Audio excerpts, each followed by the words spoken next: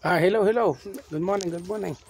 Ito na po yung pinakarwas natin at may pull sa tire, hindi balance. Na-reset ko na.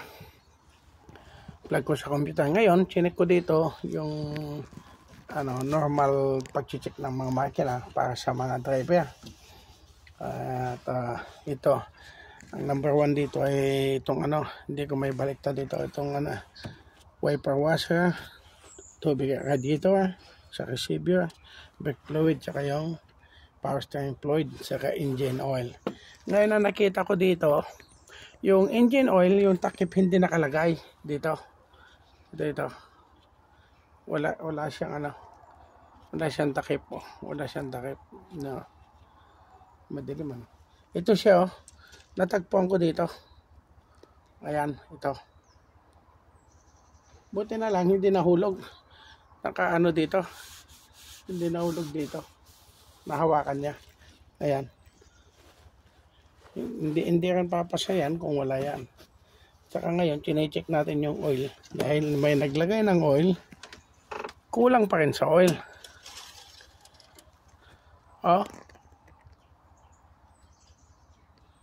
Nasa baba. Nasa minimum siya. Diba? Ngayon na magdadagdag tayo ng 530 oil.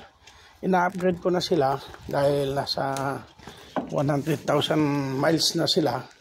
So equivalent to 140,000 kilometers. So ina-upgrade ko na sila sa 1040. Pero ngayon marami pa naman itong 530. Ay ubusin muna namin yung mga 530. Tulad nito, 530 pa rin to. Kaya papiranggot yan. Lalagyan pa rin natin siya ng 530. Ito yung 530 na barrel. Ito ay 1540 na barrel. Ito ay para sa heavy equipment, sa mga tractor. Ito naman to sa mga car. Kasi hindi pa sila ito yung mga hydraulic sa mga tractor, transmission. Yan. Nandito yung store natin sa oil. Kaya ngayon, gagamitan natin siya ng filler. Saan yung maliit na filler? Dito. Nawawala. Ito yung oil department ito. Tabi ng compressor. Nawawala yung maliit na sa kabilang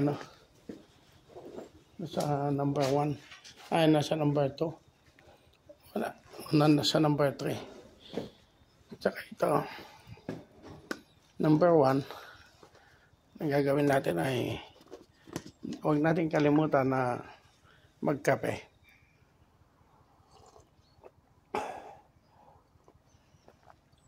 Ayan. Ito yung hindi pa natatapos yung makina dahil napaka-busy natin. Ang dami. Okay? So, kukuha lang ako ng oil. Okay? Thank you very much for watching. Bye-bye.